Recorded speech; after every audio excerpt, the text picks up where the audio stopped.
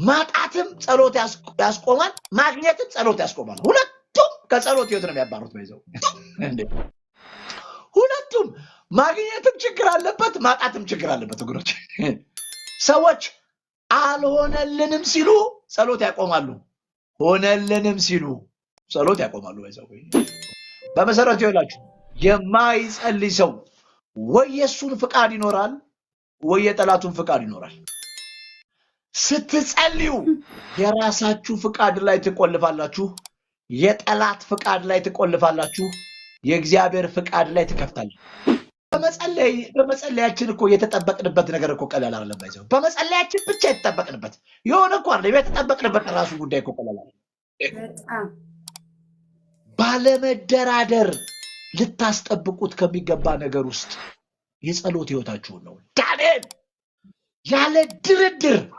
ያስጠበቀው ላይፉ ቢኖር የጸሎት ህይወቱ ዳንኤል ያንበሳ ጉድጓድ ውስጥ እስኪወድቅ ድረስ አምላኩ የሱ ብቻ አምላክ ነው ካንበሳ ጉድጓድ ውስጥ ሲወጣ ግን አምላኩ የህዝብ ሁሉ አምላክ ሆኗል የትውልድ ሁሉ አምላክ ሆኗል ባይዘው ኢየሱስ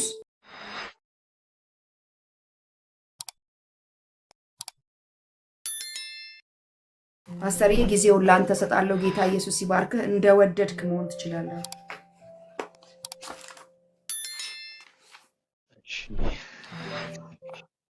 እግዚአብሔር አምላክ የተባረከ እንደገና ኪሻን ኤፊ ፓስተር ጠፍቻለሁ ሰላም ብያለሁ በዚህ ያላችሁ ቅዱሳን በመላ ዛሬም እዚህ ጋር ያለውን የእግዚአብሔር ነገር ለመካፈል በዚህ ልብ በዚህ ጉጉትና በዚህ ጥረት እያደረጋችሁት ስላለው መልካም ነገር ሁሉ ጌታ ኢየሱስ ይባርካችሁ እንግዲህ ባለፈው ሳምንት አንድ የጀመርናት ሐሳብ አለች ዛሬ ሁለተኛዋን ሐሳብ እንቀጥላለን ጌታ ሲረዳን ደግሞ ሶስተኛዋን ሐሳብ እንቀጥላለን yes ኩኪሻዬ ጥቂት ሪቫይዝ እንዳረገው እንደዚህ ሐሳብ ሰተሽኛል መሰለኛል ፓስተር ባለፈው ሳምንት እንግዲህ በያዕቆብ ላይ ያለውን ሐሳብ ተነጋግረን ነበር ኤልያስም እንደኛ ሰው ነበር የሚለውን ሐሳብ አንስተን እና ሁለተኛው ፓርት ነበር ኤልያስ ሁለተኛ ዝናብ እንዲመጣ ጸለየ ዝናብ መጣ ምድሪቷን ፍሬን ሰጠች ከሚለው ሐሳብ ተነስተን ይህንን ጉዳይ ከነገስት አባራ ኤልያስ ዝናብ እንዲመጣ ሲጸልይ የነበረበትን ሁኔታ አንስተን ሶስት የጸሎት ደረጃዎችና ሶስት የጸሎት ማንነትና ባህሪን የሚፈልጉ ጉዳዮች ተናግረን እና አንደኛ ኤልያስ በሰዓቱ እየጸለየ በነበረበት ሰዓት ላይ ምንም አይነት መልስ አልመጣም ነበር ያ ብላቴና መጥቶ ምንም አይነት ደመና የለም ብሎ እና የትኛውም አይነት ጸሎት ባለመመለስ ውስጥ ያልፋል ወይንም ደግሞ የምንፈልገውን ውጤት በጸለይንበት ሰዓት ውስጥ ባለማግኘት በዛ ደረጃ ውስጥ ያልፋል በሁለተኛ ደረጃ የጸሎት ህይወት ጥቂት ደመና መጣች የሚባል ኤልያስ የጸለየው ትልቅ ነገር ነው የጸለየው ሙሉ ዝናብ እንዲመጣ ነው የታየችው ግን ጥቂት ደመና ናት ሁለተኛ ጸሎት የጸለይነውን ያክል ሳይሆን ከዛ ያነሰ ነገር በመልስ አቅጣጫ ሊመጣ ይችላል በሶስተኛ ደረጃ ጸሎታችን ወደ ሙሉ ነገር ወደ ኮምፕሊት ሬን እንደመጣ ወደ ሙሉ ደረጃ ያመጣል ስለዚህ ጸሎት ባለመመለስ በሚመስል መንገድ ውስጥ አልፎ በጥቂት ነገር ቀጥሎ ወደ ሙሉ ነገር የሚመጣ ነው ብለን እነዚህን ሶስት የጸሎት ደረጃዎች አይተን ስለዚህ አማኞች በእነዚህ የሶስት የጸሎት ደረጃዎች ውስጥ ምን አይነት ባህሪና ማንነት ሊኖራቸው ይገባል ሲባል አንደኛ ነገራቸውን በእግዚአብሔር ፊት በሚጸልዩበት ሰዓት ነገሮች ባሰቡት ሰዓት ባይመለሱም በጠበቁት ሰዓት ባይመለስም አንደኛ ሊያዳብሩት የሚገባው ባህሪ ጽናት ነበርናልና ኤልያስ ብላቴናው እየመጣ ዝናብ የለም ሲለው ከመሰዊያው ላይ አልተነሳም። ዝናብ የለም ሲለው ጸሎት አላቆመም። ባህሪው የሚጸልየው ነገር እስኪመጣ ድረስ ጸንቶ የሚጠብቅ ሰው ነው ብዬ እንዲሁም አንድ በጣም ሲሪየስ ነገር የተናገርኩት ለምን ሲባል ኤልያስ ከውጭ ወደ ውስጥ ሳይሆን ከውስጥ ወደ ውጭ ነው የሚጸልየው። ውጭውን ሳይሆን የሚያምነው እግዚአብሔር የነገረውን ውስጡን ነው የሚያምነው። ስለዚህ አንደኛ በጸሎት ህይወት ውስጥ ልናዳብረው የሚገባ ነገር ቢኖር ጽናት የሚባል ባህሪ ነው አለ። ሁለተኛ ከብዙ ምልልስ በኋላ ጥቂት ደመና መጣች። ኤልያስ የጸለየው ለዝናብ ለውሽንፍር ቢሆንም የመጣችው ግን ትንሽ ነገር ናት። ሁለተኛ አማኞች በጥቂት ነገር ውስጥ ሊኖራቸው የሚገባ ማንነት እግዚአብሔር ያችን ጥቂት ነገር ወደ ሙሉ ነገር ይቀይራታል ብሎ ማመን ነው። እና ኤልያስም ያለው ያቺ ጥቂት ደመና ስትመጣ እንዴት ያክል ለዝናብ ጸልዬ እንዴት እቺ ነገር ትመጣለች አላለም። ያቺ ትንሿን ነገር እግዚአብሔር ወደ ሙሉ ነገር ያመጣታል ብሎ አምኗል፣ ደግሞም ተናግሯል። በሶስተኛ ደረጃ ለአካብ ያለው ነገር አሁን ውሽንፍሩ ከባድ ነውና በልተነስተህ ሩጥ አለው። ምክንያቱም እየመጣ ያለው ዝናብ ከባድ ስለነበረ አካብም መሮጥ አለበት፣ ኤልያስ ራሱ አሸንፍጦ መሮጥ ነበረበት። ሶስተኛ ለየትኛውም አይነት ጸሎቶቻችሁ በቂ ዝግጅት ይኖራችሁ የሚል ነው። ስለዚህ የባለፈው ሳምንት ሐሳብ ጸሎት ባለመመለስ በሚመስል ነገር ጀምሮ በጥቂት ነገር ቀጥሎ ወደ ሙሉ ነገር ይመጣል አለን። በዛ ውስጥ ልናዳብረው የሚገባው ባህሪ ትዕግስት አንድ ወይንም ጽናት አንድ፣ ሁለተኛ ትንሿን ነገር እግዚአብሔር ወደ ሙሉ ነገር ያመጣታል ብሎ ማመን ሁለት፣ ሶስተኛ ለሚመጣው መልስ ሙሉ ዝግጅትን ማድረግ ነው የሚል ይህንን ሐሳብ ተነጋግረናል። ያልነበረም ጉድሽ ሐሳቡ በጣም ድንቅ በጣም ክብር ለኢየሱስ። ታስታውሱ ሰዎች እንግዲህ ይሄንን በዚህ አስታውሱና ያልነበራችሁ ሰዎች ይሄንን የጀመርነው አሁን ከዚህ ስለምንቀጥል ነው። አዎ ፓስተር ይቀጥል። ኢየሱስ ጌታ ነው። ዛሬ ከሁለተኛው ፓርት ከዚህ ከትንቢተ ዳንኤል ምዕራፍ 6 ይሄንን ታች ላይ ያላችሁ ሰዎች ይሄንን ሐሳብ ይሄንን ጥቅስ ብትጽፉልኝ ደስ ይለኛል።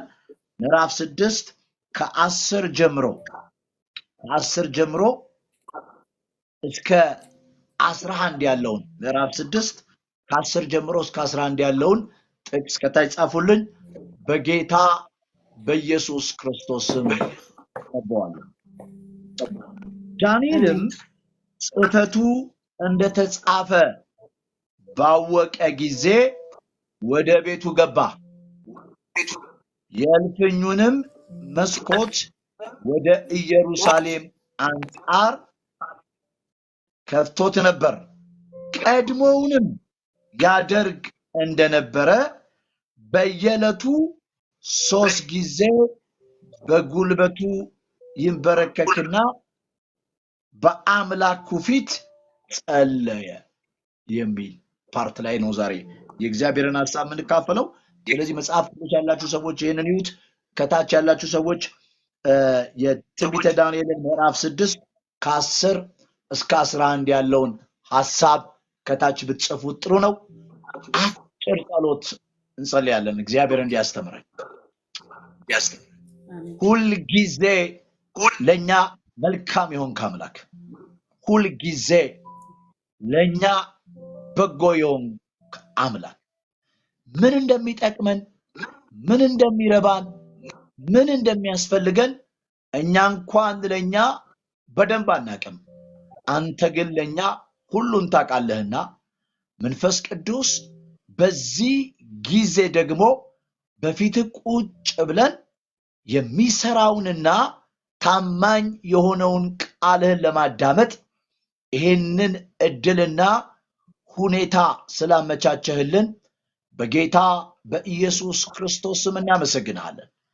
ይሄ ካንተ የተሰጠ እድል ካንተ የተስተካከለና የተመቻቸ ቀን ነውና በጌታ በኢየሱስ ስም ዘወትር በፊትህና ካንተ ጋር የምንሆንበትን እንደዚህ አይነትን እድል ስለምታመቻችልንና ስለምታስተካክልልን በክርስቶስ ኢየሱስ በኩል እናመሰግናለን። አሁንም የኔ ጌታ ጠቃሚውን ቃልህን ልንማር በነፍስ በመንፈስ ልንሰራ በውስጣዊው ማንነታችን ልናጌጥ እና ልንለወጥ እግዚአብሔር ሆይ በአእምሮአችን መታደስ ልንቀየር አላስፈላጊ ቅርፊቶቻችንን ልናስወግድ በነፍስና በመንፈሳችን ውስጥ ታላቅ መዳንና ብርታት ሊሆን ወደፊት መተናልና ይህንን የቃልህን መዝገብ እየገለጥክና እየገላለጥክ እየከፈትክና እየከፋፈትክ እንድታስተምረን በጌታ በኢየሱስ ክርስቶስ በኩል እንጸልያለን። ቃሉ ያንተ ሆኖ ተናጋሪው የሰው አእምሮ መሆን አይችልም። ቃሉ ያንተ ሆኖ ተናጋሪው የሰው አንደበት መሆን አይችልም። ቃሉም ያንተ ነው፣ ተናጋሪውም አንተ ነህና መንፈስ ቅዱስ ከምናስበው ከምንዘጋጀው ካጠናነው በላይ በአንተ ልዩ አደራረግና አሰራር ውስጥ የቃልህን ምዕራፎችና የቃልህን ሐሳቦች እንድትገልጥልን ዛሬም በቃልህ ወደሚቀጥለው ምዕራፍና አቅጣጫ እንድታመጣንና እንድትመራን በኢየሱስ ስም ጸልያለሁ። ቃሉን በሚሰሙ ሁሉ ላይ መንፈስ እንዲመጣባቸው፣ መንፈስ እንዲወርድባቸው፣ ልባቸው እንዲቃጠልባቸው፣ ነፍሳቸው እንድትነቃቃ አሮጌ ነገርን እያወለቁ አዲሱን መጎናጸፊያ እንዲለብሱ የተብረከረኩ ጉልበቶች እንዲጸኑ ጠላት የማረከው አእምሮ ነፃ እንዲወጣ ቀስትና ሰልፎች ሁሉ እንዲሰበሩ ተጽዕኖችና ቀንበሮች ሁሉ እንዲንከባለሉ በጌታ በኢየሱስ ስም ጸልያለሁ። ሕዝብ ለቃልህ አእምሮውን የሰጠ እንዲሆን፣ ጆሮውን የሰጠ እንዲሆን፣ ልቡን የሰጠ እንዲሆን ያለ ግራም ያለ ቀኝም በመሆን በተረጋጋ ልብ በተረጋጋ አእምሮ በተረጋጋ መንፈስ ውስጥ ሆኖ እውነትንና ሕይወትን ይሰማ ዘንድ እንድታግዘውና እንድትደግፈው በጌታ በኢየሱስ ክርስቶስ በኩል እጸልያለሁ። እኔንም ደግሞ ይህንን እድል በምህረትህና በበጎነትህ ብቻ የሰጠኸኝ አምላኬ እግዚአብሔር ይህንን እውነት ማውራበትን ምገልጥበትን የቃሉን ጥበብና መንፈስ እንድሰጠኝ ብርታትህንና አቅምህን በእኔ ላይ እንድታደርግ እንጸልያለሁ። ይህን ቀን ይህንን ምሽት ሁሉ እንድትባርክልን ለመንኩህ። እኔን በዚህ ፕላትፎርም ውስጥ ያሉ ቅዱሳንን ሁሉ ለታመኑት እጆችህ አደራ አሳልፌ ሰጠው በጌታ በኢየሱስ ስም አሜን። እግዚአብሔር አምላክ የተባረከ ይሁን። ኢየሱስ ያድናል። ወገኖቼ እናንተ ለራሳችሁ ብዙ ከምታስቧት ሐሳብ ይልቅ ሰዎች ለእናንተ ከሚያስቧት በርካታ ሐሳቦች ይልቅ እግዚአብሔር ለእናንተ የሚነግራችሁ አንድ ነገር ትበቃለች። አንድ ነገር ትበቃለች። ከእናንተ ብዙ ሐሳብ ይልቅ የእግዚአብሔር አንድ ነገር ትበቃለች። ስለዚህ ሰው ሁልጊዜ ኮንሰርኑን ማድረግ ያለበት እግዚአብሔር ላይና የእግዚአብሔር ቃል ላይ ነው። እግዚአብሔር አምላክ የተባረከ ይሁን። አሁን ያነበብኩት ይሄ የመጽሐፍ ቅዱስ ክፍል እንደምታውቁት የዳንኤል መጽሐፉን አጀማመሩ ብታዩት እስራኤል በሀገሯ በነበረች ጊዜ በምድሪቷ በነበረች ጊዜ ከእግዚአብሔር ሐሳብ ከእግዚአብሔር ሕግ ከእግዚአብሔር ትእዛዝ ከእግዚአብሔር አመራር በጣም ተቃራኒ ሆና በምትኖርባቸው ጊዜያቶችና ሰዓታቶች እግዚአብሔር ነቢያቶቹን እየላከ በተለያየ ጊዜ ከክፉ መንገዳቸው እንዲመለሱ ንስሐ እንዲገቡ መንገዳቸውን እንዲያስተካክሉ በነ ኤርሚያስ አማካኝነት በነ ነብዩ ኤርሚያስ አማካኝነት ጠንካራ ምክርን ጠንካራ ተግሳጽን ጠንካራ የመመለስን ጥሪ ለእስራኤል አቅርቦላት ነበር እግዚአብሔር። ይህንን ጥሪ ግን ችላ ካለች፣ ይህንን ጥሪ ግን ኖ ካለች ከሰሜን የሚመጣ ባቢሎን የሚባል ነገር እንዳለ እሱም ምርኮ አድርጎ እንደሚወስዳቸው እግዚአብሔር በነቢያቱ በነ ኤርሚያስ አፍ ተናግረው ነበር። በተደጋጋሚ ለእግዚአብሔር ቃልና ንግግር ምላሽ ያልሰጠችው እስራኤል ነብዩ እንደተናገረው ባቢሎን መጥቶ ቤተ መቅደሱን አፍርሶ እስራኤልን አፈራርሶ ብዙዎችን ማርኮ ወደ ባቢሎን ወስዷቸው ነበር። ወደ ባቢሎን ተማርከው ሄደው ነበር። ወደ ባቢሎን ከተማረኩ በኋላ እንግዲህ በባቢሎን ውስጥ የነ ዳንኤልን የነ ሚሳቅ አብደናጎርን ታሪክ በግልጽና በይፋ ወይንም በትንቢተ ዳንኤል መጽሐፍ ላይ የምናየው ይሆናል።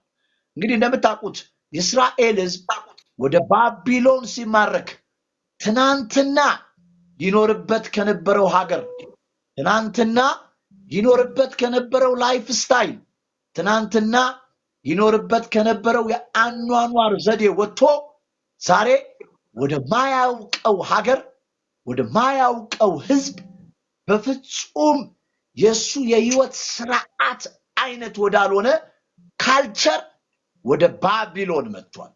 ከዛ ከሚወዷት ሀገር ወጥተው ሰለሞን ቤተ መቅደስ ከነበረባት ሀገር ወጥተው ወደ ባቢሎን ሲወርዱ ይሄ በጣም ለእስራኤላውያን አሳዛኝ ታሪክ፣ ልብን የሚሰብር ታሪክ፣ እጅግ በጣም የውድቀት ታሪካቸው ነው። በዚህ ውስጥ ከእስራኤል ውስጥ የተመረጡ ጥቂት ሰዎች በንጉስ ቤት ውስጥ ገብተው ነበርና በንጉስ ቤት ውስጥ ከገቡት አንዱ ዳንኤል ነበር ይላል። ዳንኤል ትናንትና ኢየሩሳሌም ላይ የእግዚአብሔር ነገር ባለበት ቦታ ላይ ይኖር የነበረ ዳንኤል አሁን ደግሞ ወርዶ በጣም ጣዖታቶች ባሉበት፣ አስማት ባለበት፣ ብዙ በንጉስ ዙሪያ መተተኞች ባሉበት ከተማና የንጉስ ቤት ውስጥ ሲኖር፣ ዝቅ ብሎ ሲኖር በጣም የሚገርመው ነገር ቢኖር ዳንኤል ትናንትና በኢየሩሳሌም በከፍታም በጸሎት ላይ ነበር። ዛሬም ዳንኤል በአስቸጋሪ ሁኔታ ውስጥ ሆኖ ዛሬም በጸሎት ላይ ነበር። እንደምታውቁት ባይብል እዛ ገብቶ እንኳን ንጉስ ከፍተኛውን ቦታ ሰጥቶት፣ ከፍተኛውን ስፍራ ሰጥቶት በንጉስ በነገስታቱ ዘንድ ትልቅ የሆነ ፖዚሽን ይዞ ዳንኤል ዛሬም ወደ ኢየሩሳሌም መስኮቱን ከፍቶ ይጸልይ ነበር። ይሄን እንድትሰሙኝ ይፈልጋል። በዳንኤል ህይወት ውስጥ በተለዋወጠ ነገር ውስጥ አንድ የማይለወጥ ነገር ብታዩ የጸሎት ህይወቱን ነው። በዳንኤል ህይወት ውስጥ የሀገር ለውጥ መጥቷል። በዳንኤል ህይወት ውስጥ የካልቸር ለውጥ መጥቷል። በዳንኤል ህይወት ውስጥ የፖዚሽን ለውጥ መጥቷል። ሁኔታዎች ዝም ብለው ቢለዋወጡም ዳንኤል ግን ዛሬ ምንም ሁኔታዎች ቢለዋወጡ ያለወጠው ነገር ቢኖር የጸሎት ህይወቱ ነው። ዛሬ እዚህ ላይ ጥቂት ልናገር ነው የመጣሁት። እችን በጣም ስሙ ባይዘወይ ሁልጊዜ በምድር ታሪክ ውስጥ ስኖር ሲዝን ይለወጣል። በምድር ታሪክ ውስጥ ስኖር ትውልድ ይለወጣል። በምድር ታሪክ ውስጥ ስኖር ሊደርሺፕ ይለወጣል። በምድር ታሪክ ውስጥ ስኖር ህይወት ይለወጣል። በሚለዋወጥ የህይወት አይነት ውስጥ በሚገለባበጥ የህይወት ማንነት ውስጥ ግን አማኞች አጽንተው ሊይዙት የሚገባ ነገራቸው ቢኖር የጸሎት ህይወታቸው። ይህን ስሙ። አሁን በእኛ በአማኞች መካከል ጸሎት ያቆማል። እግዚአብሔር በህይወታችን በሚሆነውም በማይሆነውም ባለውም በሌለውም በሚለወጥም በሚለዋወጥም ህይወት ውስጥ አጽንተን እንድንይዘው የሚፈልገው ነገር ቢኖር የጸሎት ህይወታችንን ነው። ከዳንኤል ህይወት ውስጥ ጠንካራ ወገኖቼ ለህይወታችን ሲሪየስ የሆነ ነገርን ዳንኤል የሚያስተምረን በዳንኤል ህይወት ውስጥ በርካታ ነገሮች ተለዋውጠዋል። ስቲል እሱ ግን በተለዋወጡ ነገሮች ውስጥ አጽንቶ የያዘው ነገር ቢኖር የጸሎት ህይወቱ የጸሎት ህይወት ይህን ስሙኝ፣ ይህን እንድሰሙኝ ይፈልጋለሁ። ባይዘው በመንፈሳዊው ዓለም ውስጥ እጅግ ሴንሲቲቭ የሆነና አጥብቀን ልንይዘው የሚገባ ነገር ቢኖር ወገኖቼ የጸሎት መሰዊያ ነው። እጅግ ለዚህ ነው ራሱ ጳውሎስ ስለ ጸሎት ፕሪንሲፕል ከሰጠው ነገር አንዱ ሳታቋርጡ ጸሎት ማለት ጋፕ የማይፈጠርበት ላይፍ ስታይል ቢኖር የጸሎት ህይወት ነው። የጸሎት ህይወት ይሁት ከሀገር ለቀው ዳንኤል ከሀገር ለቆ ዛሬ እየጸለየ ነው። ከሀገር ለቆ ዛሬ እየጸለየ ያለ ዳንኤል ንጉሥ አንስቶ ትልቅ ፖዚሽን ሲሰጠው፣ ትልቅ ስፍራ ሲሰጠው፣ ፖዚሽንም ሲቀይር ዳንኤል ጸሎት ላይ ነው። ኢየሩሳሌም ላይ ጸሎት ላይ ነው። ከኢየሩሳሌም መጥቶ ባቢሎን ሲገባ ጸሎት ላይ ነው። ከባቢሎን ንጉሥ ከፍ አድርጎ የንጉሥ 3ኛና 4ኛም ሲሆን ጸሎት ላይ ነው። በዳንኤል ህይወት ውስጥ እስከ ቂሮስ ዘመን በርካታ ነገሮች ተለዋውጠዋል። ባይዘው በተለዋወጠው ህይወት ውስጥ ግን ዳንኤል አጽንቶ የያዘው ነገር ብታዩ የጸሎት ህይወቱ ነው። ይህን ስሙኝ፣ ላይፍ ወገኖቼ ማኔጅ የማናደርጋቸውን ብዙ ለውጦች ታስተናግዳለች። እናንተ ማኔጅ የማታደርጓትን ብዙ ለውጦች ታስተናግዳለች። ሁሉ ነገር ቢለዋወጥም ዛሬ ግን አጽንተን ልንይዘው የሚገባው ነገር ቢኖር የጸሎት ህይወታችን። ስሙኝ፣ አንድ በእኛ በአማኞች ህይወት ውስጥ አንድ የተበላሸ ስለ ጸሎት የተበላሸ ዴፊኔሽን አለ።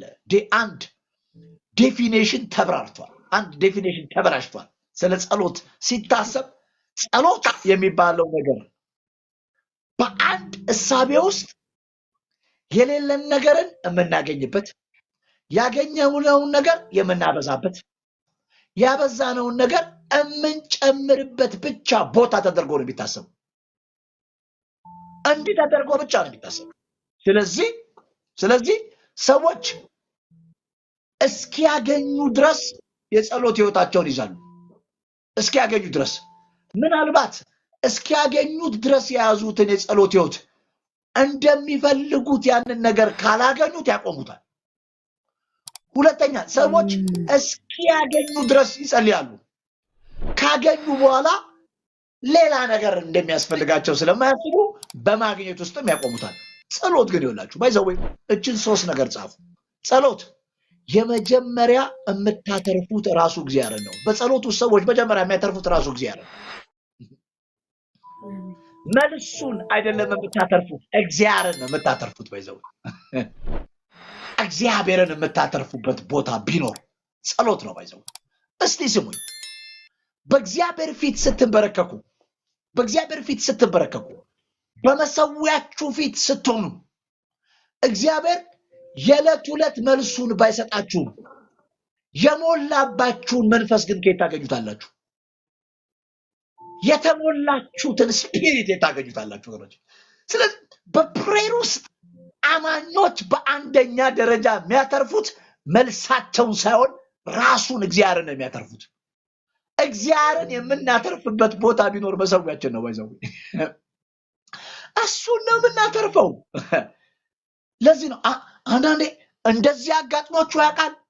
በእግዚአብሔር ፊት ተንበርክካችሁ መንፈሱ ሞልቷችሁ መንፈሱ ተቆጣጥሯችሁ መጨረሻ ላይ ስትነሱ ጥያቄ ይኑራችሁ አይኑራችሁ ራሱ እስክትረሱ ድረስ ተነስታችሁ ታውቃላችሁ።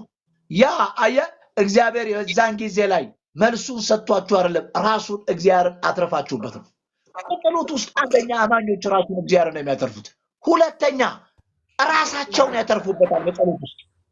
ሁለተኛ ሰዎች ሲጸልዩ ራሳቸውን የማትረፍ እድል ያገኛሉ። ለዚህ ነው መጽሐፍ ቅዱስ ወደ እግዚአብሔር ስለተጠጉ ሰዎች ባይብል ሲያወራ አይምሮን የሚያልፍ ሰላም ያገኛቸዋል ይላቸዋል። ምን ማለት ነው? ከተያዘ አይምሮ ከታሰረ አይምሮ እግዚአብሔራዊ ያልሆነ ውሳኔ ሊወስን ከተቻኮለ አይምሮ ውስጥ ልክ በርከክ ስትሉ ያንን ነገር እግዚአብሔር ከላይዋችሁ ላይ ያነሳውና የተረጋጋችሁትን እናንተን ይፈጥራችኋል። የተቻኮላችሁትን እናንተን ይወስድና የተረጋጋችሁትን እናንተን ይሰጣችኋል። የተያዘውን አይምሯችሁን ያስለቅቀውና ነፃ የወጣውን አይምሮ ይሰጣችኋል። የታሰረውን አይምሮ ይወስደውና ነፃ የወጣውን አስተሳሰብ ውስጣችሁን ሙሉ ለሙሉ በሰላሙ በደስታው ይሞላዋል። ሁለተኛ ወገኖቼ በጸሎት ውስጥ ራሳችሁን ታተርፋላችሁ። እግዚአብሔርን ታተርፋላችሁ። ሁለተኛ ራሳችሁን ታተርፋላችሁ። ለዚህ ነው መጽሐፍ ቅዱስ ታውቃላችሁ እና ከጸለየች በኋላ ይላል ባይብል እንደ ቀድሞ ሐዘንተኛ መሆን አልቻለችም ይላል። ስለዚህ መጀመሪያ ያተረፈችው ውጤቱን ሳይሆን ራሷን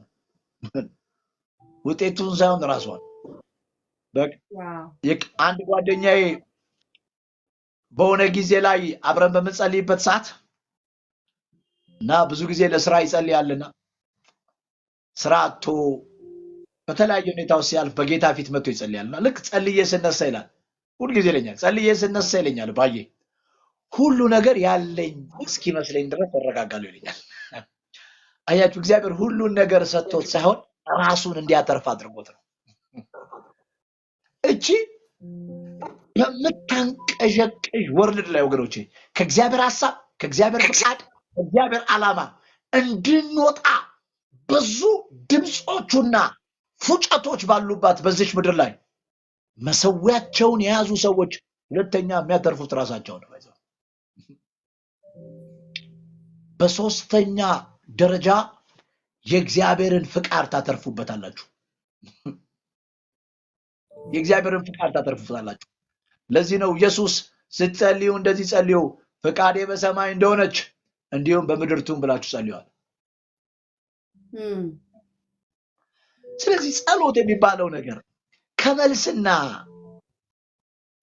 ከመላሽነት ባለፈ መንገድ ጸሎት የሚባለው ነገር ከማዘዝና ከመታዘዝ ነገር ባሻገር እግዚአብሔር ራሱን የምናተርፍበት ራሳችንን የምናተርፍበት ሐሳቡን የምናተርፍበት ቦታ ቢኖር ጸሎት ነው ወገኖች።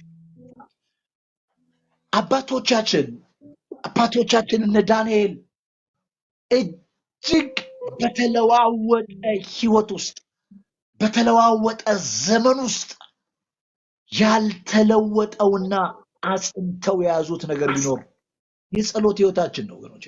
የጸሎት ህይወታችን አተናል። በቅዱሳን መካከል ታውቃላችሁ ሁለት ነገር አተናል።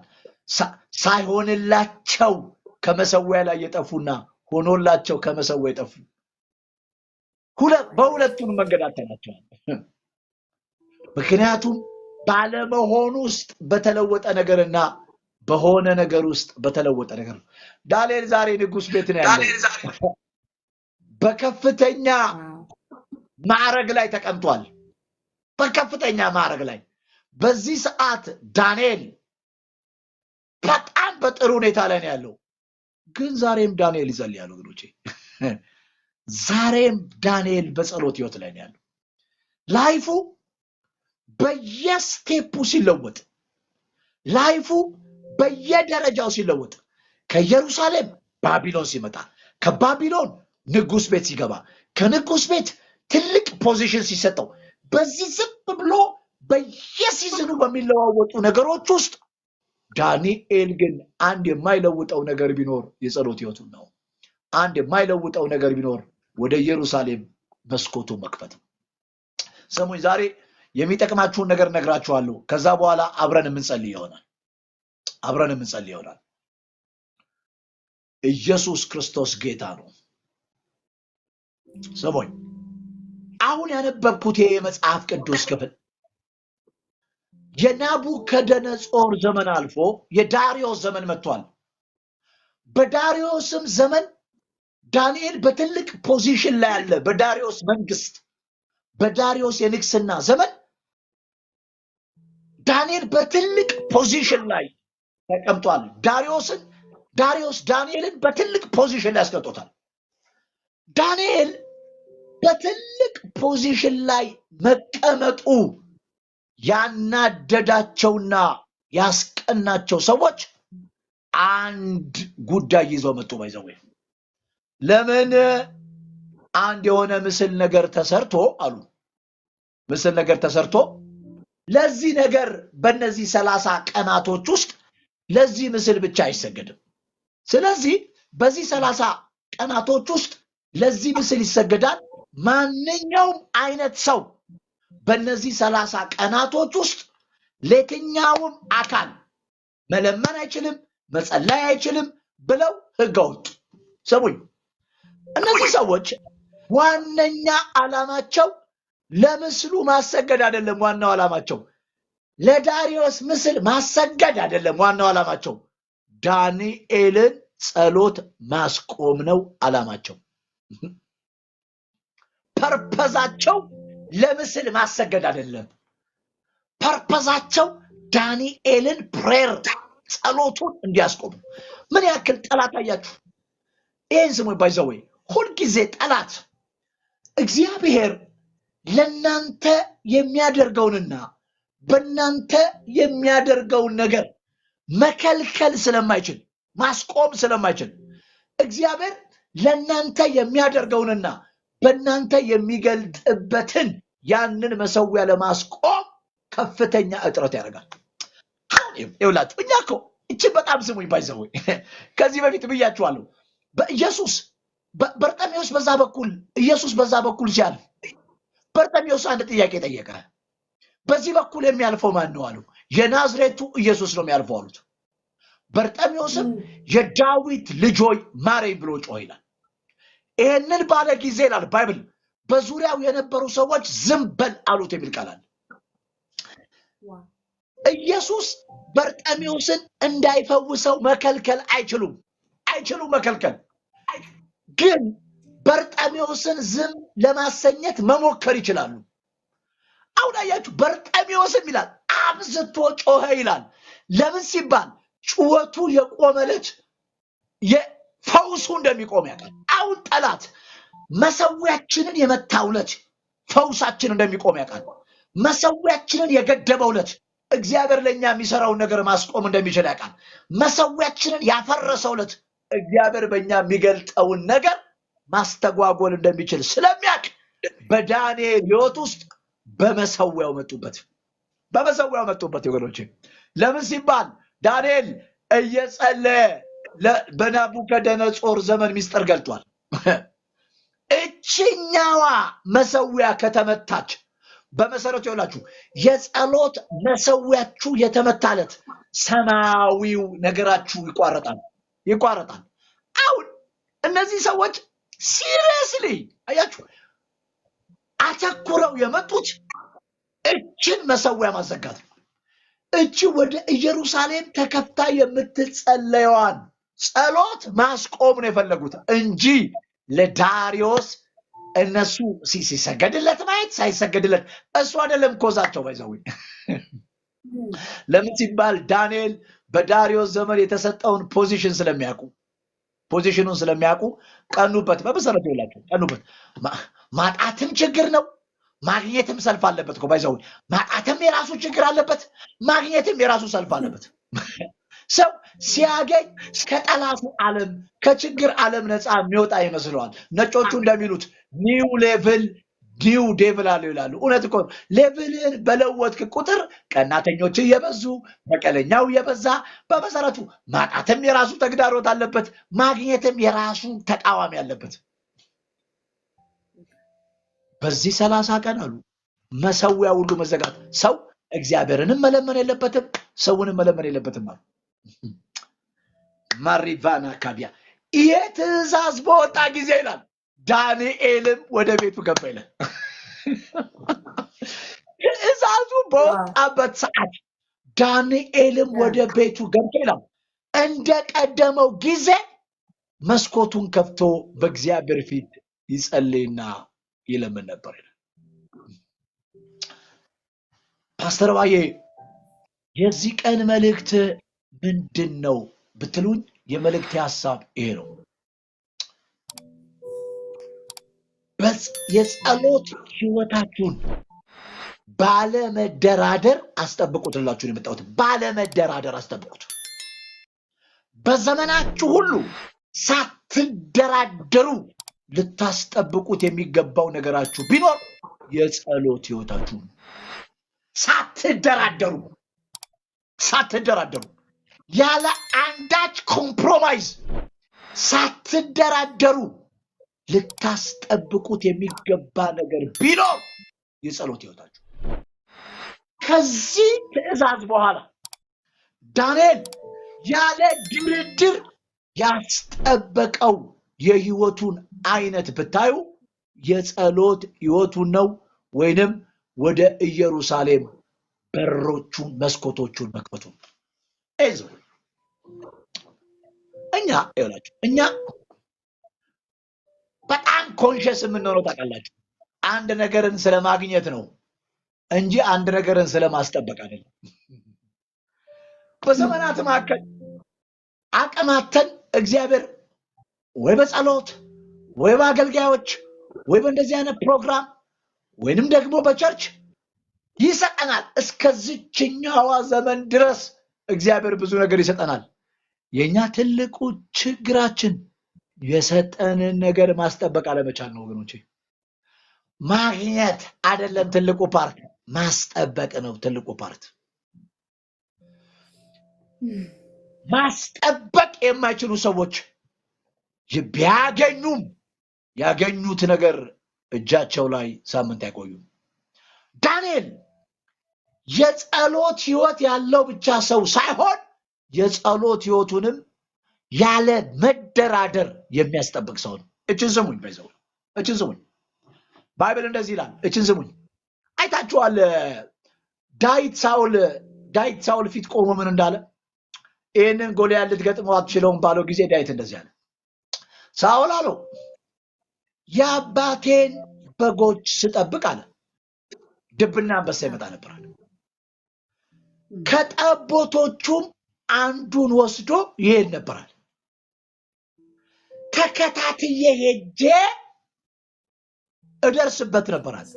ጠቦቱንም ከአፉ ላይ ወስድ ነበራል። በተነሳብኝ ጊዜ አለ አንገቱን ይዤ እገለው ነበራል። ይህን ስሙ ይባይዘው። እኛ ታውቃላችሁ ከ40 በግ ውስጥ አንበሳው መጥቶ አንዱን ጠቦት ቢወስድ 99 ያለን ይበቃናል ነው የምንለው። ይዘው ዳዊት እንዴት በግ ማርባት እንዳለበት ብቻ አይደለም የሚያውቀው፣ እንዴት በጎቹን ማስጠበቅ እንዳለበት የሚያውቃል። ይሁን ስሙኝ ባይዘው፣ እቺ ስሙኝ። ምንድነው ሰው ለአንድ በግ እንደዚህ አንበሳ ማሯሯጥ? ምንድነው ለአንድ ጠቦት ይሄን ያክል ድብ ማባረር? ይህን ስሙኝ። ዛሬ ወደ ህይወቱ የመጣ ይሄ አንበሳ ዳዊት አባሮት ይህንን ጠቦት ባይቀበለው ኖሮ ይሄ አንበሳ ነገ ዳዊት ያለበት አካባቢ ላይ ቤት ይከራይ ነበር ባይዘው። ምክንያቱም ከዳዊት መንጠቅ ቀላል ስለሆነ ስንት ነገር ሰጥቶን ስንት ነገር አስነጥቀናል ወገኖቼ። ስንት ነገር ሰጥቶን ስንት ነገር አስነጥቀናል። ስንት ነገር። አንዳንድ ጊዜ እንደ ፓስተር በቸርች ውስጥ አዝናለሁ። ሰዎች አንድ ሳምንት እንኳን የጸሎት ህይወታቸውን ማስጠበቅ አይችሉም። አንድ ሳምንት።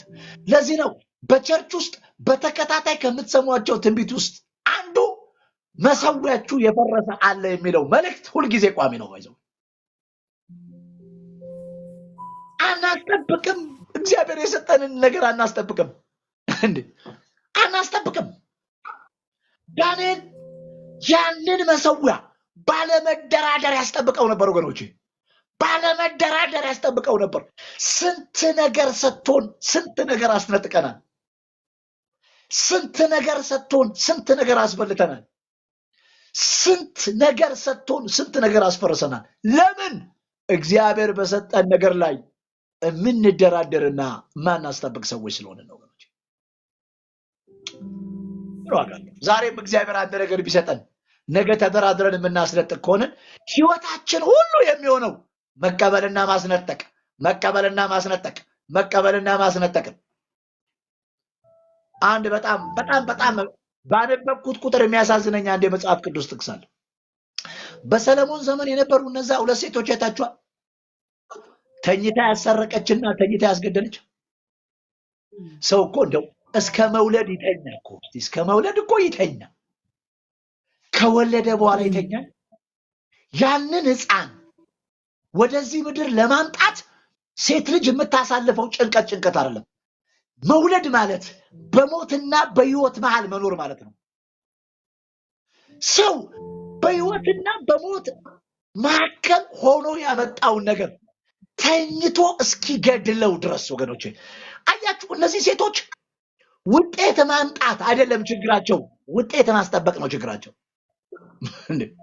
ይሁት እኔ አሁን እኛ እኮ ስለለመድነው እኮ ነው። እስኪ ይሁት አንዲት እናት ልጇ ላይ ስተኛ ልጁ ምንም አይነት ምልክት አይሰጥም።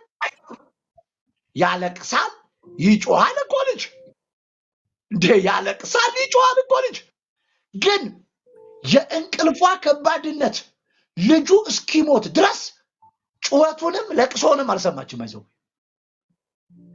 9 ወር ሙሉ ዋጋ የተከፈለበት ነገር በሞትና በሕይወት የመጣ ውጤት በአንድ ሌሊት ሞተ። ወገኖቼ ለብዙ ዘመን ዋጋ የከፈልንባቸውን ነገሮች በአንድ ሌሊት አተናቸዋል፣ በአንድ ቀን አተናቸዋል። ባይዘው ለምን ሲባል እግዚአብሔር የሰጠንን ነገር ስለምንደራደርበትና ስለማናስጠብቀው። በዳንኤል ላይፍ ውስጥ አስምራችሁ የምታዩት ነገር ቢኖር እግዚአብሔር በሰጠው ነገር አይደራደርም፣ ያስጠብቀዋል። አይደራደርም፣ ያስጠብቀዋል። ዛሬ ጥቂት እንድትጀግኑ እነግራችኋለሁ ወገኖቼ።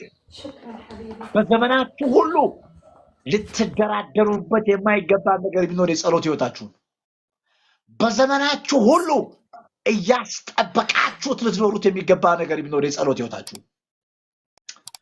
አይምሰላችሁ። ይህን ስሙኝ። ዛሬ የደረሳችሁበትን ነገር ለመድረስ በአንድ ያልደረሳችሁም። ዛሬ ያላችሁን የጸሎት ሕይወት፣ ዛሬ ያላችሁን ትጋት፣ ዛሬ ያላችሁን ስፒሪቹዋል ማቹሪቲ፣ ዛሬ ያላችሁን እድገት በአንድ ጊዜ አልመጣችሁትም። በአንድ ጊዜ ያላመጣችሁትን ሕይወት ግን በአንድ ቀን ልታጡ ትችላላችሁ። ይዘው እንዴት ነው? እኮ ይኸውላችሁ ስሙኝ፣ በጣም ስሙ። አንዳንዱ አደገኛ የጸሎት ሰውም ነው፣ አደገኛ ወረኞችም በዙሪያው አሉት። እንዴት ማምጫውንም መግደያውንም እንዴት ይዘህ ትዞራለህ? እንዴት ይዛችሁ ትኖራላችሁ? መቀበያውንም ማስወሰጃውንም እንዴት ይዛችሁ ትኖራላችሁ? አናስጠብቅም። ለምን እንደው ታውቃላችሁ? በዚህ ጥቂት የአገልግሎት ዘመኔ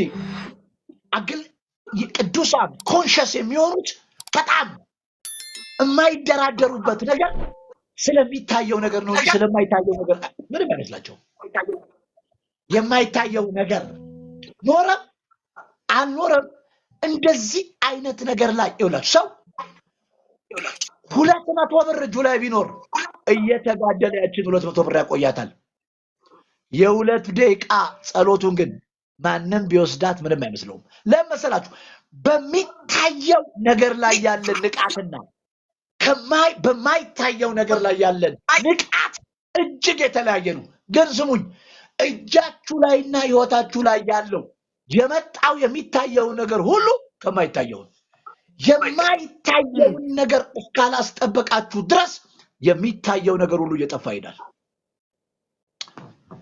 አትደራደሩ። በጸሎት ሕይወታችሁ ላይ አትደራደሩ። ባለመደራደር እያስጠበቃችሁት ልትኖሩት የሚገባ ነገር ቢኖር የጸሎት ሕይወታችሁ። ከዳንኤል ሕይወት ውስጥ ይሄ ትልቅ አዋጅ ወጥቶ በእነዚህ 30 ቀናቶች ውስጥ ማንም መጸለይ አይችልም።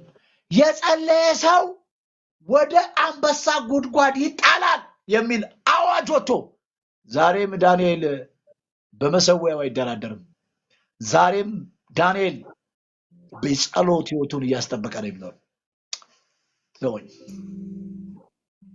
ይላችሁ ሁሉ ጊዜ ፕሬየር ይላችሁ ለምሳሌ የነገ የጸሎት አቅማችሁ የዛሬ የጸሎት አቅማችሁ የዛሬ የጸሎት አቅማችሁ ሲመታ የነገ የጸሎት አቅማችሁ ይፈርሳል ስሙኝ ፕሬየር እቺን ስሙኝ ጋፕ የማይፈልግ the power of ጋፕ የማይፈልግ ነገር ቢኖር ፕሬየር ነው ባይዘወይ ጸሎት ጋፕ አይፈልግም ሰበብላ እንደምታራግበው ሰዓት ነው ባይዘወይ ለዚህ ነው አንድ ጊዜ ያጋጥማችኋል ለሊት ተኝታችሁ በጌታ ፊት ማታ ተኝታችሁ መንፈስ ቅዱስ መጥቶ ለሊት ይቀሰቅሳችኋል ለሊት በቀሰቀሳችሁ ጊዜ ምናልባት ከተኛችሁበት እንቅልፍ አንጻር ከሞቃችሁ ኮንፈርት አንጻር ለመጣላችሁ ለዛ የመቀስቀስ ድምጽ አቀማታችሁ መታዘዝ አቀታችሁ በቃ ጧት ተጸልያለሁ ምናምን የሚል ፐርሰናል ሪዝን ሰጣችሁ ጧት ስትነሱ ልትጸልዩ አይደለም አንድ ቃል ለማውጣት አቅም ያጣችኋል የማይዘለል ነገር ቢኖር ጸሎት ነው ባይዘው በዘመናት መካከል የማይዘለል ጧቱን ስትዘለው አያይዘ ማታውን አበላሽተዋል ዛሬን ስትዘለው አያይዘ ነገር አበላሽተዋል ጋፕ ሊኖር አይገባም በየትኛውም አይነት አጋጣሚ ክፍተት ልትፈጥሩለት የማይገባ ነገር ቢኖር የጸሎት ላይ ይፋችሁ አትደራደሩ ወገኖቼ አትደራደሩ በጸሎት ህይወታችሁ አትደራደሩ የጸሎት መንፈሳችሁን አስጠብቁ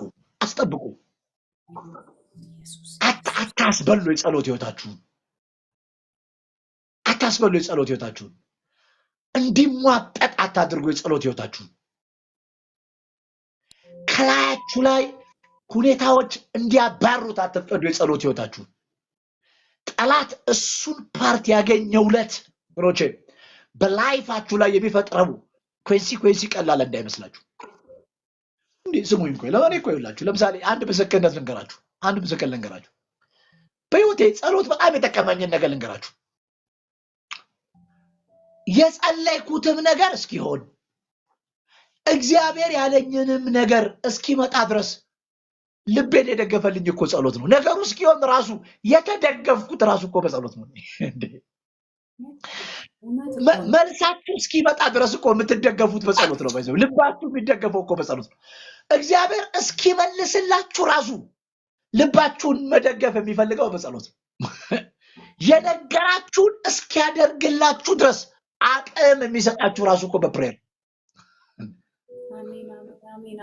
አሜን አትደራደሩ አማኞች በሚታይ ነገር ላይ ያላቸው ነገርና በማይታይ ነገር ላይ ያላቸው ነገር አይቻለሁ ወላጆች ልጆቻቸው ስትሪክትሊ እንዲያጠኑ የሚደረገውን ሁሉ ዋጋ ይከፍላሉ ለምንድነው ማታቀናው ብለው ከልጃቸው ጋር አይጣላሉ ለምንድነው ማትጸልየው ብለው ግን ከልጆቻቸው ጋር አይጣሉም ባይዘው ለምንድነው ታውቃላችሁ በትምህርት ውስጥ ዲግሪውን ያዩላቸዋል መጸለይ በማቋረጥ ውስጥ ግን ምንም የሚመለከቱት ነገር የለም መጨረሻ ላይ ዲግሪው ይመጣና ልጁ ግን ከእግዚአብሔር ጋር ያለው ኮሚኒኬሽን ስለሚበላሽ በተገኘ ዲግሪ የጠፋ ባህሪ ይፈጠርና ነገ ደግሞ ልጁን መልሰው የሚል ጸሎት ይጀምራል ለምን እንደሚወሰድ ታውቃላችሁ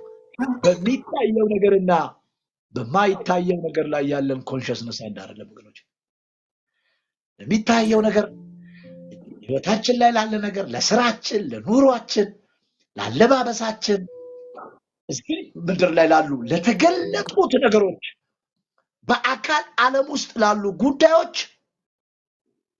በጣም ሲሪየስ ነን ለማይታዩ ግን ዋና ለሆኑ ጉዳዮች በጣም አዌር አይደለም እንዘወኝ እቺን ዘመን ባይዘወይ ከእግዚአብሔር ጋር ያላችሁ ኮሚኒኬሽን ሲበላሽ ጠላት ሁኔታዎች እንደፈለጉ ሊያደርጓችሁ አክሰስ ያገኛሉ ባይዘወይ አክሰስ ያገኛሉ ዳንኤል ያለ ድርድር ያስጠበቀው የጸሎት ህይወቱ ያልተደራደረባቸውን እና ያስጠበቀባቸውን ሶስት መሰረታዊ ነገሮች ልንገራችሁና እንጸልያለን። ክብር ለኢየሱስ ሲሆን ዛሬ እንጸልያለን። ፓስተር ኤፊም ካለ ይጸልያል፣ ኩኪሻም ትጸልያለች። መንፈስ ቅዱስ እንደዚህ አይነት ቁመናና ጭካኔ ውስጥ እንዲያገባን እንጸልያለን ወገኖች። አሜን። ኢየሱስ ዋጋ የለውም። ኢፍኖት ዋጋ የለውም። ዋጋ የለውም። ማግኘት አይደለም ትልቁ ፓርት። ዛሬ አሁን አደገኛ የጸሎት ኃይል እግዚአብሔር ከላከባችሁ እሱ አንድ ፓርት ነው። የሚቀጥለው ግን ያንን የጸሎት መንፈስ አንተ ነህ እያስጠበቅከው የምትቀጥለው። አንተ ነህ እየተዋጋ የምታስጠብቀው አንተ። እኮ አንዳንዴ እግዚአብሔር የሰጠንን ውድ ነገር ታውቃላችሁ፣ እኛ አናውቀውም፣ ጠላታችን ግን ያውቀዋል። እንዴ አሁን ፕሬየር የሚባለውን ነገር ጸሎት የሚያመጣውን ነገር እኛ ስለማናውቀው እሱ ስለሚያውቀው በቀላሉ ከእጃችን ላይ ይወስደዋል። በይዘው እሱ በቀላሉ ይወስደዋል፣ ያውቀዋል። ሰው ከእግዚአብሔር ጋር ከተገናኘ የሚመጣውን ለውጥ ያውቀዋል። በይዘው እንዴ አጋንንት በደንብ ነው የሚያውቀው። ሰው ከእግዚአብሔር ጋር ከቆየ ምን እንደሚፈጠር በደንብ ነው የሚያውቀው፣ በደንብ ነው የሚያውቀው። ስለዚህ ይኸውላችሁ ሰውየው ከራሱ ጋር ከሆነ ጠላት ችግር የለበትም። ሰውየው ከሰዎች ጋር ከሆነ ጠላት ብዙ ችግር የለበትም። ሰውየው ከእግዚአብሔር ጋር ከሆነ ግን ጠላት ያኔ ተንበርክከህ በኢየሱስ ስም ብለህ የምትጸልያት ጸሎት አይነ ስላላየው እኮ ነው። ስንት ነገር አፈራርሷል እኮ እንዴ! ስንት እኛ እኮ ብዙ ነገሮቻችንን እኮ በአይኖቻችን ስላላየን ነው። ተንበርክከን አንድ ጊዜ የጠራነው ኢየሱስ ስንቱን ጠንቋይ ከሰፈራችን እኮ አባሮታል። ስንቱን ደጋሚ እኮ ከሰፈራችን አባሮታል። ልዩነቱ ደጋሚዎቹ ሰፈር ሲለቁ ስላላየናቸው ነው። ስንቃወማቸው ማናቀም፣ ሲሄዱ ማናቀም ባይዘው እንዲሁም አንዳንዱን ሁሉ እኮ ተቃውመነው መንገድ ላይ ሁሉ ያገኘነውን እኮ ጠንቋይ ኑሮ እንዴት ነው ሁሉ ብለን እኮ ሰላም ያለው ፕሬየር ላይፍ ወገኖቼ። እኔ እንደው በጣም አመናፈስ ካላላችሁኝ መልስ ባይኖረው ራሱ ተስማምቶኛል። መልስ ባይኖረው ራሱ ተስማምቶኛል። ጸሎት ለፊቴ ራሱ ተስማምቶታል። ለፊቴ ሻይ የማደርገው በፊቱ ሰው ነው ባይዘው ለፊቴ ሳይቀር ተስማምቶታል። ሳትደራደሩ አስጠብቁት ላይፋችሁ። ይህን ስሙኝ።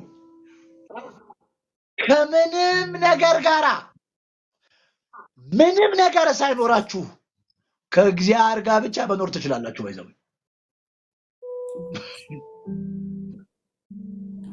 ብዙ ነገር ኖሯችሁ ግን ያለ እግዚአብሔር መኖር አትችሉ።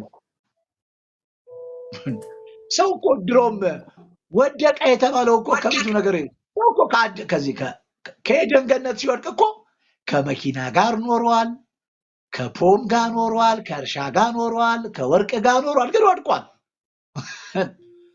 ሰው ድሮም እኮ ያለ እግዚአብሔር ከብዙ ነገር ጋር ኖሯል።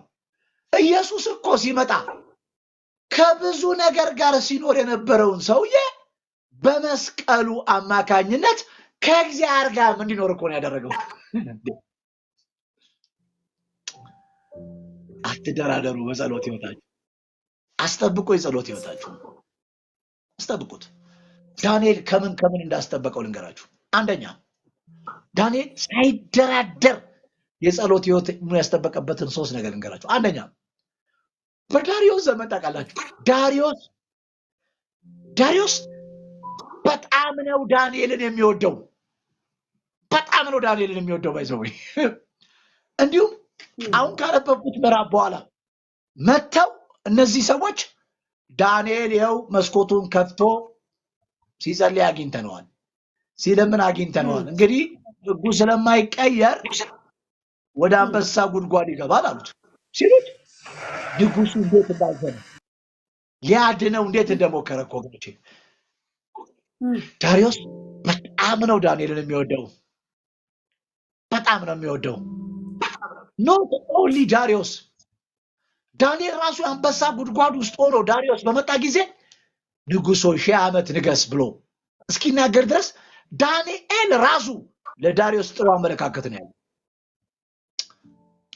ዳንኤል ግን በሚወደው ነገር ምክንያት በጸሎት ሕይወቱ ላይ በታሪክ አይደራደርም። ስለዚህ አንደኛ በምትወዱት ነገር ምክንያት በጸሎት ሕይወታችሁ አትደራደሩ ወገኖች።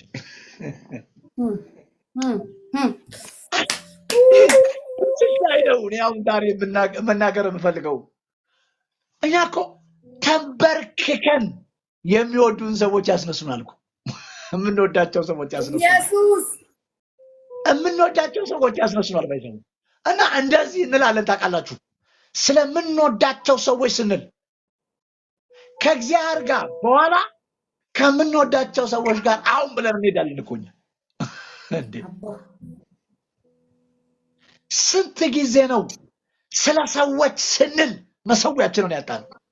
ስለ ሰዎች ፍቅር ስንል፣ ስለ ሰዎች መውደድ ስንል፣ ሰዎች ስለኛ ስላላቸው ጥሩ አመለካከት ስንል፣ ሰዎች ስለኛ ስላላቸው ጥሩ ስሜት ስንል፣ እነሱን ላለማሳዘን፣ እነሱን ስላለማስከፋት፣ በእነሱ ዘንድ ያለንን ቫልዩ ላለማጣት ስንት ጊዜ በጸሎት ሕይወታችን ላይ ተደራድረናል? ስንት ጊዜ ነው የጸሎት ሕይወታችንን ያላስጠበቅነው? አንድ ጊዜ ሰኞ የምንጸልይበት አንድ ቦታ ላይ አንድ በማዕከላችን የሚጸልይ ወንድም አንድ ነገር አካፈለን። አንድ ማቀው ወዳጄ አለ አንድ የፍርድ ቤት ቀጠሮ ነበረበትና አለ አንድ ፍርድ ቤት ቀጠሮ ነበረበትና ጠዋት እየለባበሰ አለ መንፈስ ቅዱስ በቤት እንዲውል ነገረው አለ። በቤት ውስጥ እንዲውል ነገረዋል። ቀጠሮ እኮ የፍርድ ቤት አለ። ሆሊ ስፒሪት ግን በጣም የግድ በቤት ውስጥ እንዲውል የግድ አለው። ይሄ ሰው ግን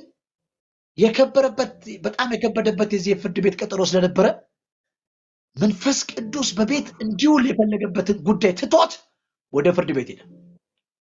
ፍርድ ቤት ሲሄድ ገና እንደገባ ታፔላው ላይ ዛሬ ዳኛው የማይገቡ ስለሆነ ይሄኛው ቀጠሮ በዚህኛው ቀን ተተክቷል የሚል ተጽፏል። እያዘነ ወደ ቤቱ ተመለሰ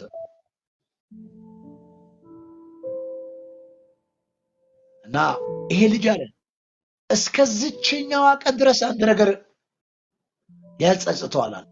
ያኔ መንፈስ ቅዱስ በቤት እንዲውል ሲፈልግ ምን ሊነግረኝ አስቦ ነበር ይላል። እስካሁን ወይ ባባ ኢየሱስ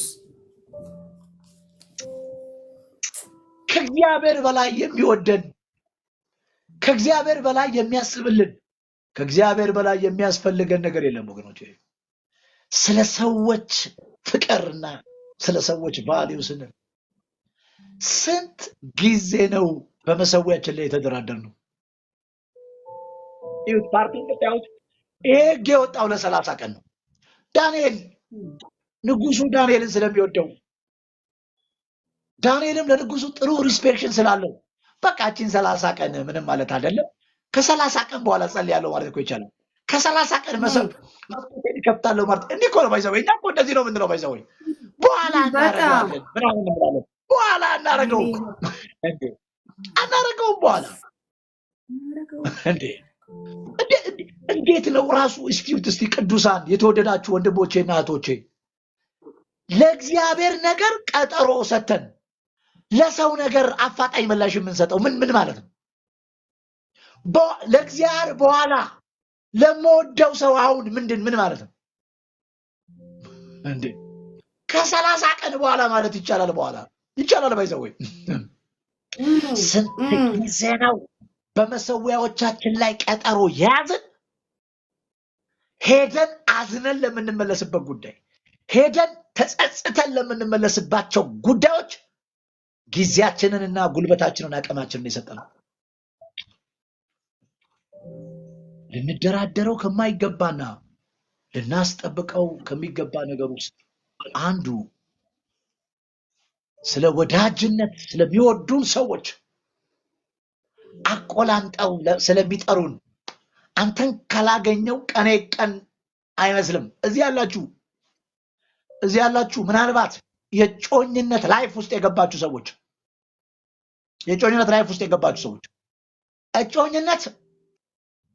እጮኝነት እርግጥ አድርጎ የጸሎት ህይወት አቁሞ ቴራሚሶ መብላት አይደለም። ባይዘው እውነት ጊዜያችሁን ሁሉ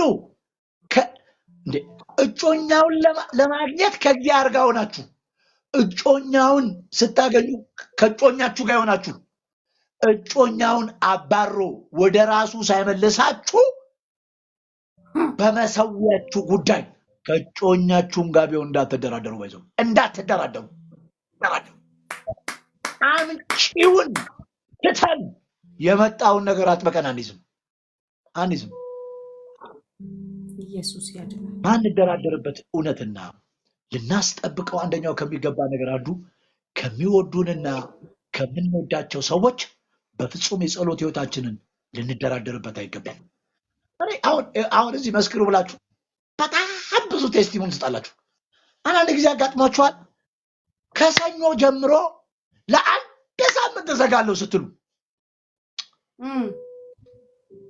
2 ሰዓት ተኩል ላይ ቁርስ እንብላ የሚል ፈልፈልቱ በስልክ ይመጣል። አባይ የለኝም ከማን ጋር ልብላ ይላል። ባይዘዌ አባይ አቶ አይደለም የሚያባለው አቶ አይደለም። ይሄ ከአንቺን ከወሰንሽው መሰዊያ ላይ አንስቶ ውስጥሽን ባዶ አድርጎ ተቀዝባዥ ሊያደርግሽ ሰይጣን የመጣበት የወዳጅ መንገድ ነው። ባይዘዌ እኛ ኢትዮጵያውያን ትልቁ ችግራችን እኮ ሼም ነው ወገኖች። ለሰዎች ስንል እኮ ምንም የማንተወው ነገር እኮ የለም። አትደራደሩ። ስለ ወዳጆቻችሁ ስትሉ የጸሎት ህይወታችሁን አትደራደሩ። ስለ የሚወዳችሁ ሰዎች ስትሉ ከመሰዊያው ላይ ለመነሳት አትፍቀዱ። አስጠብቁት የጸሎት ህይወታችሁ። ስለዚህ አንደኛ ዳንኤል ያልተደራደረበትና ያስጠበቀው ጉዳይ ቢኖር ከሚወደው ከንጉሱ እኮ ነው። ለዛው ይሄ እኮ ዝም ብሎ ኖርማል ሰዎች የንጉስን ፍቅር አላብራራላችሁ እንዴ? ንጉስ ይወዳል ከተባልክ ስምህም እጾታህም ሁሉ ሊጠፋ ይችላል። በጣም በኖርማል ፍቅር እኮ አይደለም፣ ከንጉስ እኮ ነው። በጣም አንደኛ ማንደራደርበትና ልናስጠብቀው ከሚገባ ነገር ውስጥ አንዱ ከፍቅር ነው፣ ከወዳጅነት። ሁለተኛ እዩት፣ በዚህ ጊዜ የወጣው ትእዛዝ ዳንኤልን ንጉስ ከሰጠው ፖዚሽን ከክብር ቦታው ላይ ከዙፋኑ ላይ ያስነሳዋል። ባይዘው ይህንን መሰዊያ መክፈቱ ይህንን መስኮት መክፈቱ ከዙፋን ላይ ያወርደዋል። ባይዘው ትናንት ዳንኤል ከሚባልበት የክብር ቦታው ላይ የንጉሱ 3ኛ ነው ከሚባልበት ከክብር ቦታ ላይ ያስነሳል። ሁለተኛ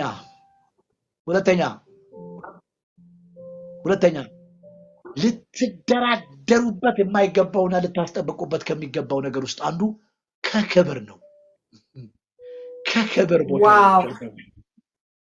ከክብር ቦታ ላይ ይህን ስሙኝ፣ ባይዘው ይህን ስሙኝ። ያለ ጸሎት ዙፋን ላይ ከምትሆኑ ይልቅ እየጸለያችሁ አንበሳ ጉድጓድ ውስጥ ብትሆኑ ይሻላችኋል። ሃሌሉያ። ክብር ማለት የተሰወረ ሳይኮሎጂካል እስር ቤት ነው ወገኖች። እቺ ንገሩት። ክብር ማለት የተሰወረ ሳይኮሎጂካል የሆነን እስር ቤት ውስጥ የሚያስገባት አቅም አለው። ይህን ስሙኝ፣ እቺን ስሙኝ። የምንደነቅበት ቦታ ላይ እኮ መጥፋት አንወድም እንዴ? እውነት ነው። አያችሁ ከምን አይነት ነገር ክብር እንደሚያጎድል።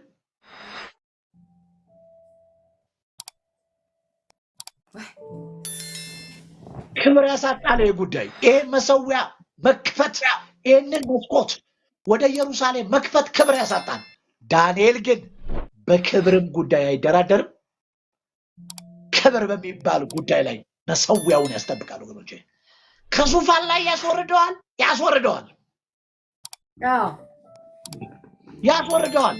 ትናንት ከነበረበት ፖዚሽን ላይ ያስወርደዋል። እንዴ ትናንት ከነበረው ስም ላይ ያስወርደዋል። ትናንት ከነበረ ጭብጨባ ያስወርዳል። ትናንት ከነበረ ሽብሸባ ያስወርዳል።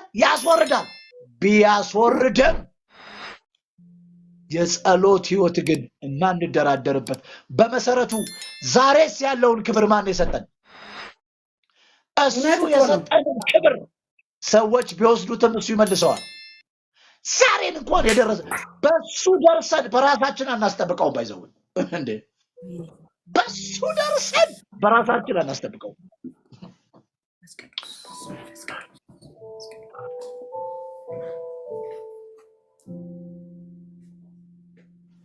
አሁን የኛ የአገልጋዮች እኮ ትልቁ ክፍተት ነው ወገኖች። የኛ እኮ የአገልጋዮች ትልቁ ክፍተት ነው። ስም፣ ክብር፣ የአገልግሎት በር ባልነበረ ጊዜ ላይፋችን ሁሉ ፕሬየር ነው። ስም፣ ክብርና በር ሲመጣ ግን ላይፋችን ሁሉ ውጪ ነው። አሁን ባገነኑን ሰዎች መካከል መጥፋት አንፈልግማ። አሁን ባከበሩን ሰዎች መካከል ነው መንቀሳቀስ የምንፈልገው ወገኖቼ። እሱ ውድ አድርጓችሁ ለክብር ስትሉ በሰዎች ፊት በምታሳልፉት ዘመን ሰዎች ርካሽ ያደርጓችኋል። አክባሪያችሁ ክብራችሁም እግዚአብሔር። አሜን። አትደራደሩ። በክብር ጉዳይ ወገኖቼ አትደራደሩ። ክብር በሚመስሉ ነገሮች አትደራደሩ። ተፈላጊነት በሚመስሉ ነገሮች አትደራደሩ። ሹመት፣ ትልልቅ አውቶሪቲ ላይ ስትደርሱ እግዚአብሔር የትናንትና ስታተሳችሁን ሲቀይረው፣ የትናንትና ፖዚሽናችሁን ሲቀይረው፣ ከትቢያ ላይ ሲያነሳን፣ ከህዝብ መኳንንት ጋር ሲያስቀምጠን የክብሩ ወንበር የመሰዊያውን ቦታ ካጠፋ እመኑኝ መጨረሻው ጥሩ አይሆንም። ልንደራደርበት የማይገባው ነገርና ልናስጠብቀው ከሚገባ ነገር ውስጥ አንዱ ሁለተኛ ከክብር ነው ወገኖች። አሉ የየራሶቻችን ፈኖች አሉ ነገሮች አሉ። በጣም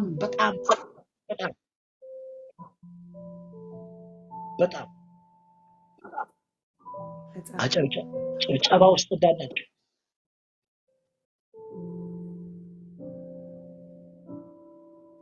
መፈለግ ውስጥ እንዳናልቅ፣ አድናቂዎቻችን መካከል ውስጥ እንዳናልቅ። አሁን እኮ ስለማይብራራ ነው ወገኖቼ፣ እኮ ስለማይብራራ ነው። እኛ ነገሮችን ዲፋይን የምናደርገው በውጭ ሁኔታ ነው። አሁን አያሳዝንም? ለምሳሌ ሳሙኤል እኮ ለሳኦል የሚያለቅስለት ዙፋን ላይ ሆኖ እኮ ነው። ሳኦል ዙፋን ላይ ሆኖ እኮ ነው ሳሙኤል የሚያለቅስለት። ዙፋን ላይ ያለ ሰው ይለቀስለታል? አያችሁ፣ ሳኦል ራሱን የሚያየው በተቀመጠው ዙፋን ነው። ሳሙኤል ሳኦልን የሚያየው ግን ከእግዚአብሔር ጋር በተበላሸው ነገር። እኛ ማብራሪያችንን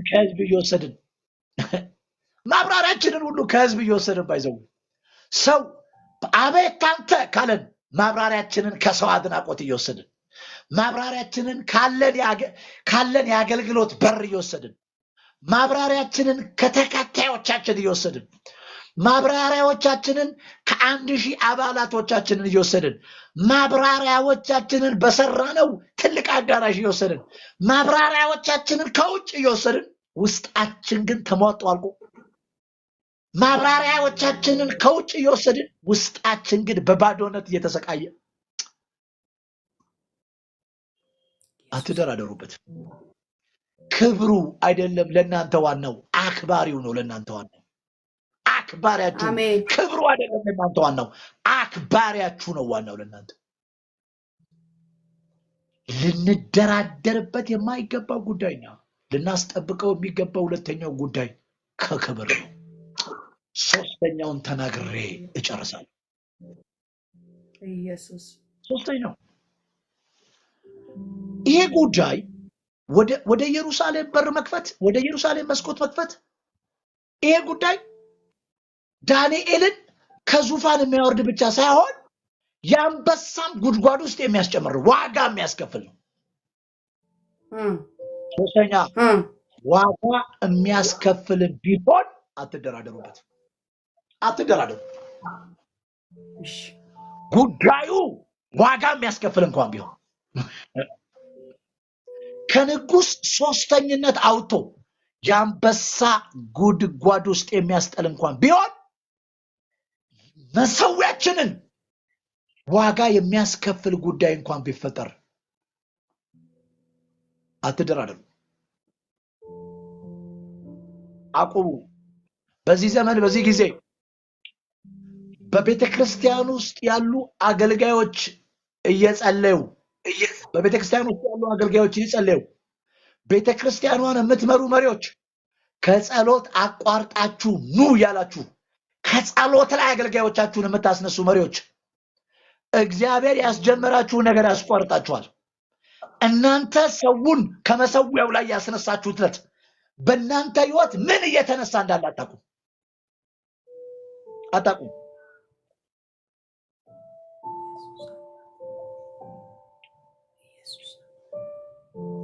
ጊዜ እጸልያለሁ የሚለውን ነገር ለአንዳንዶች ስትነግሯቸው ግንኙነታችሁ በዚህ ምክንያት ይቋረጣል።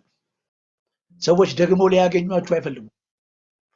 አንዳንዱ ትናንት ያደርግላችሁ የነበረውን ነገር ሁሉ ያቋርጣል። ዋጋ ቢያስከፍልም ጉዳዩ ወደ ታች የሚያወርድም ቢሆን አትደራደሩበት፣ አትጠብቁበት። ወገኖቼ ትናንትና ምንጫችሁ እግዚአብሔር ነው።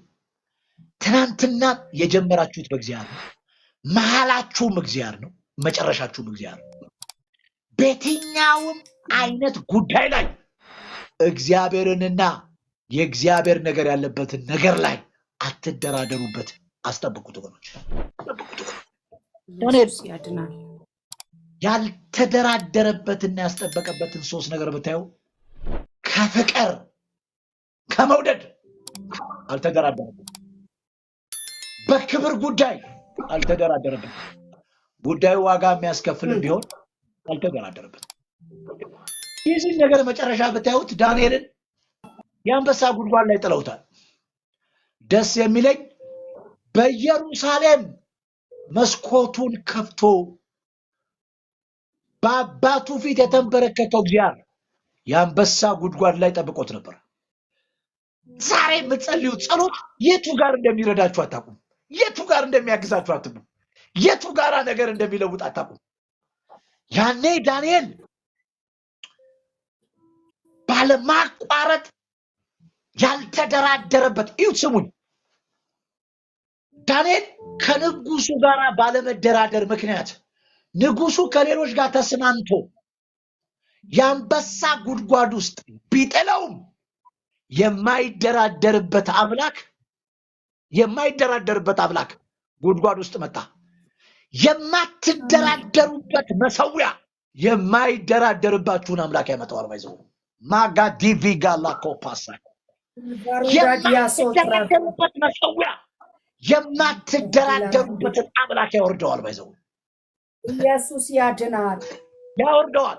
እንዳልተደራደረ ያየ እግዚአብሔር፣ በፍቅር እንዳልተደራደረ ያየ እግዚአብሔር፣ በክብር እንዳልተደራደረ ያየ እግዚአብሔር ዋጋ ቢያስከፍልም ዋጋ ለመክፈል እንደጨከነ ያየ እግዚአብሔር የማይደራደርበት አምላክ አንበሳ ጉድጓድ ውስጥ መጣ። ወገኖች ያልተደራደራችሁበት ነገር በእናንተ ህይወት ውስጥ የማይደራደረውን እግዚአብሔርን ያመጣዋል። እግዚአብሔር የአንበሳውን አፍ ዘጋው። ማኮቫኒኪያ ዳሳካ ኢየሱስ ጌታ ነው። ሰሞኝ እነሱ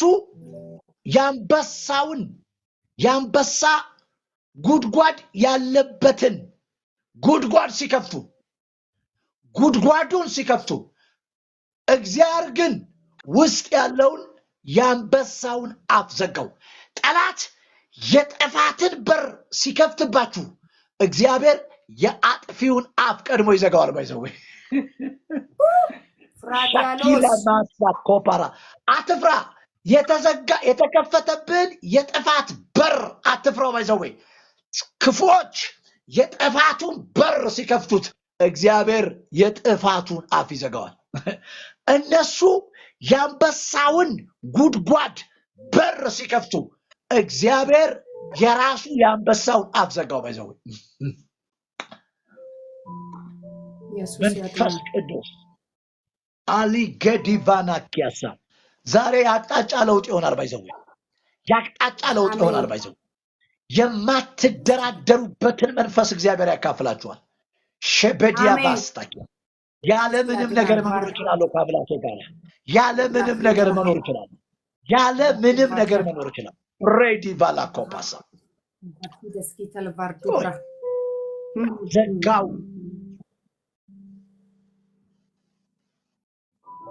ዳንኤልን የአንበሳ ጉድጓድ ውስጥ መጣላቸውን ነው ያዩት። ባይዘው ዳንኤል ከመግባቱ በፊት የገባውን መልአክ አያውቁም። ዳንኤል ጉድጓድ ውስጥ ከመግባቱ በፊት መልአኩ ቀድሞ ገብቷል። ባይዘው ማይኖራዲዮስ ቪርጋታል ባርዲና እነሱ ዳንኤልን መቀላቸው ነው የላኩት። ዳንኤልን ነው። ልክ እነሱ ዳንኤልን ወደ ሞት ከመላካቸው በፊት እግዚአብሔር አስቀድሞ መልአኩ ልኮታል። መንፈስ ቅዱስ የሚገርመኝ ነው። ንጉሱም በንጋታው መጥቶ ይላል ወደ ጉድጓዱ የልዑል ባሪያ ዳንኤል ሆይ ሁልጊዜ የምታመልከው አምላክ ከአንበሳዎቹ አፍ አዳነናል። እኔ አንበሳ ጉድጓድ ውስጥ የጣላችሁትን ነገር እንዴት ትፈልጉታላችሁ? እንዴት ትፈልጉታላችሁ? አያችሁ፣ የዳንኤል ጉዳይ እንደማንም እንዳልሆነ ያውቀዋል ንጉስ ነው።